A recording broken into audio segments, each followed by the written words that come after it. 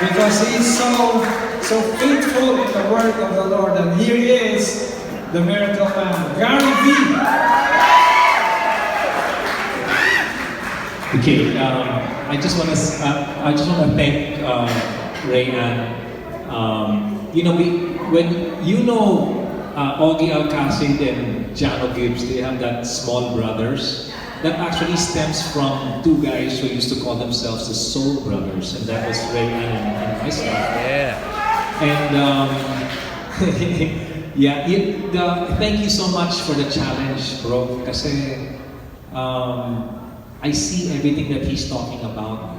In the recent past, the Lord has allowed me to visit different universities. For my 35th anniversary, I was led to go to visit 35 universities. And I've been able to fulfill 11 so far. And it's amazing how many of these young people have one foot in the real world, because the batch that I speak to are basically the ones who are graduating soon. And the next foot that follows, that's supposed to follow after they graduate, many times it's not certain if that's the direction it wants to go. So they're lost. They're lost in the decisions that they want to make, millennials and all. And a lot of people look down on the millennials, and I think they know that. They know that many of them are looked down on as being lazy, as being entitled. But they also have a voice. And sometimes all they want to do is be heard so that they can be guided. And once we pay attention to them, then they become sensitive enough to listen. We know that their attention span is very short, but why do they stick around to listen to me for an hour and a half? It goes against everything I thought about how millennials are. Obviously, most of us here are not millennials, we are centennials.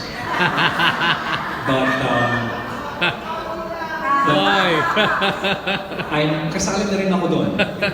But I'm thankful for the challenge, really, because there are things happening in the world today, and there are things happening in our own personal worlds.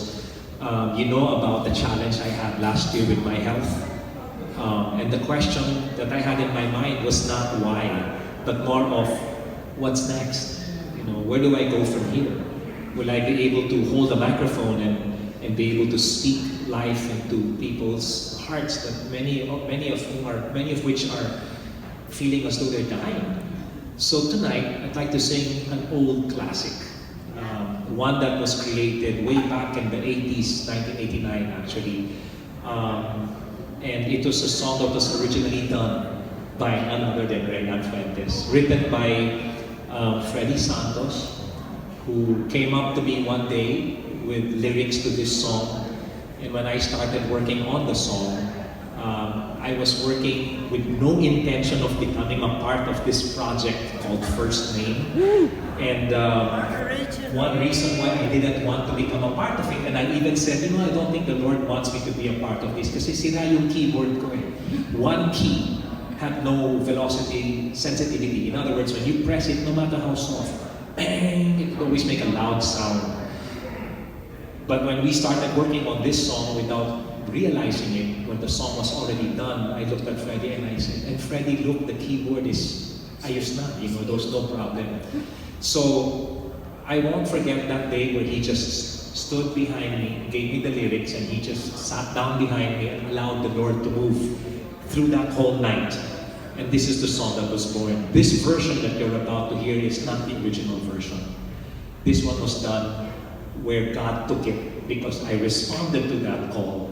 He took it to allow me to record in the United States with the Maranatha strings that actually played over the song. And I'll never forget how the arranger knew that I'm a sucker really for orchestrated music.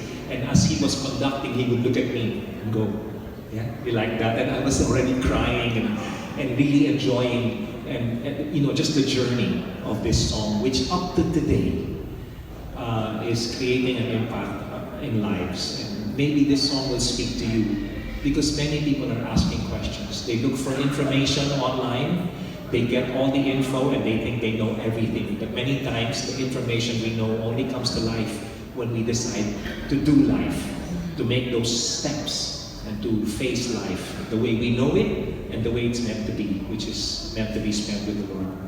So here, 1988, okay, I got a correction from my wife. 1988 was when this song was born. And it's great to know that when you start things with the Lord, it doesn't matter how old you are. In 1988, I was 20 something years old, 24. But I'm 54 today, and the Lord is still using this song. So it never comes to an end until He says it's over.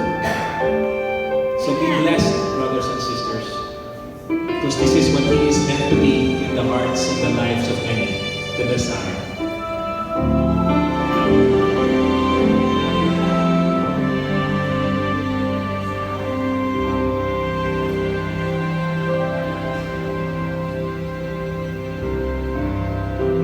Could you be here to a heart that's been wounded in a battle that's never seen? Could you be teaching to a mind of confusion? Tell me, what does this all mean? Are you believer with a feeling imprisoned in chains? Can you set my spirit free?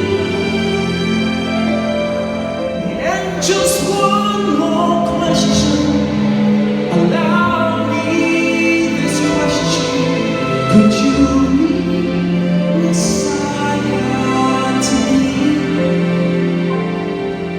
Could you be Messiah to me?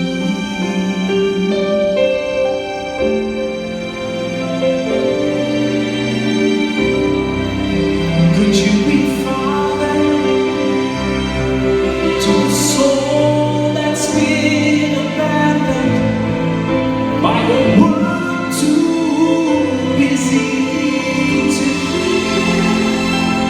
Could you be frank to a helpless survivor?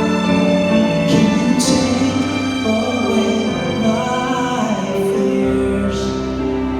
I heard them all sharing this newfound conviction in them. Are you all that they make you to be? And just one more question, allow me this question: could you be Messiah? Please be Messiah to me.